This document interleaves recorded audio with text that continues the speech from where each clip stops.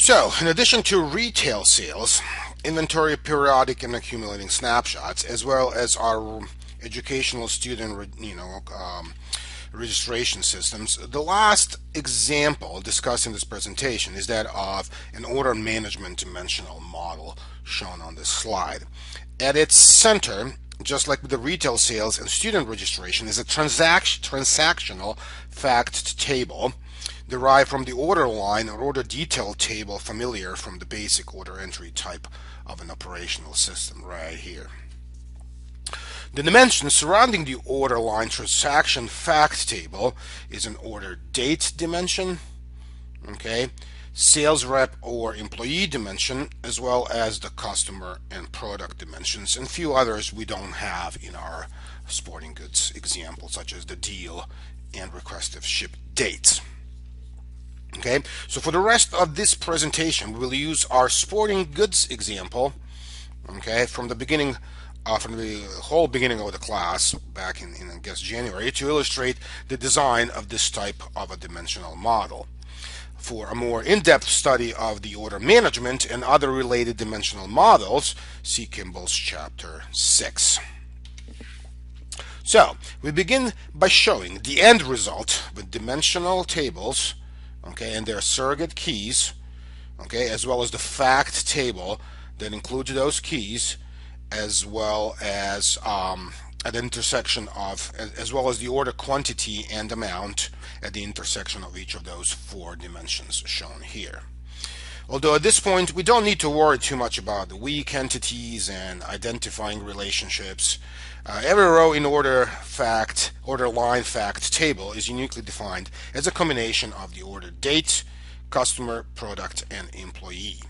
We will see that this essentially prevents a particular customer from ordering the same product with the same sales rep / employee twice in a single day. However, this problem can be dealt with by introducing hourly and or minute-based time intervals and creating a separate order time dimension with its own surrogate key, and then adding a date timestamp fact into the fact table. Okay, other time-related issues such as production shifts or advertising time slots and other more discrete types of time intervals could be dealt with by adding separate dimensions for those as well. Okay, so now we're going to switch temporarily to a lecture folder. In my case, I'm going to use the scripts one and open up our old raw data file for the sporting good example that should be familiar to you from the beginning of the class with customer, order, employee, order detail, and product tables. Okay, so a quick examination of the customer sheet, since it's the first one, from this operational lect9 sports _data_raw data file shows that in addition to the auto-generated surrogate key, we may want to retain the customer full name by combining these two, okay, and company right here for the wholesale customers, although they are not as likely to be as useful, especially individual customer names. The important dimensions that can be derived from the operational source quickly include the age group, okay, based on the ages in this column, so teens, 20s, all the way to the more senior citizens in the 60s range, as it turns out to be the case.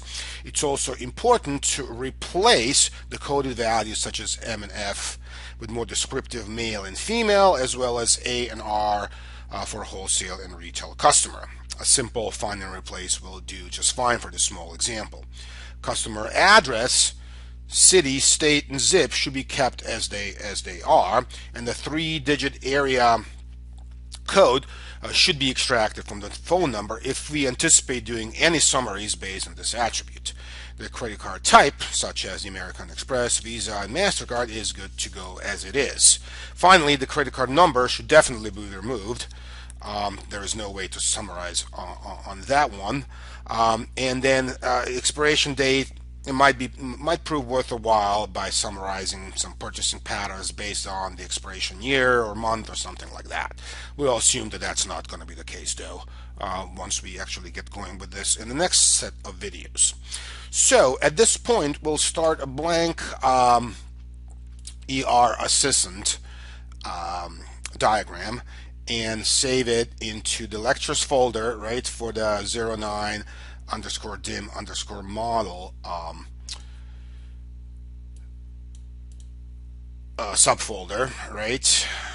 Okay, I'm going to use the slides and scripts for myself and name this ERD9 underscore sports underscore data underscore mart. Okay, and then we'll start by adding the first entity is going to be the cust dim. I'm using some of these abbreviations to make it sort of easier to fit in those boxes and more visually, I guess, pleasing, with the new cust key surrogate attribute, and then we're going to add all the other attributes with some and record some of these observations on values and ranges based on what we have in a particular slide. So let's switch back to the presentation and show the customer dimension first.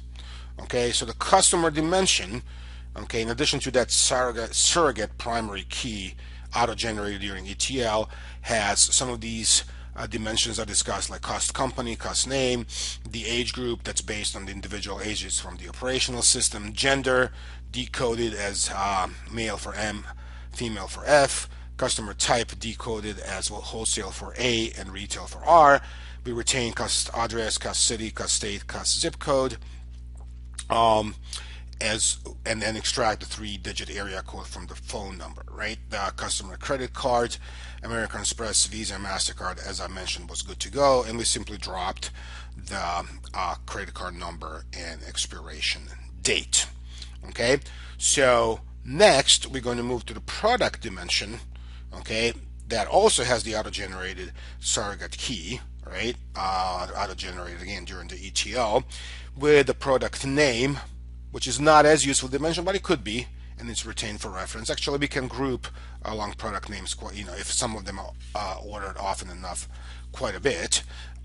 Then we have the higher level groupings or higher level values, or higher level attributes, such for a group, basketball gear, baseball gear, basketball gear, all the way to volleyball gear, product types, inventory, service, kit items, and special orders.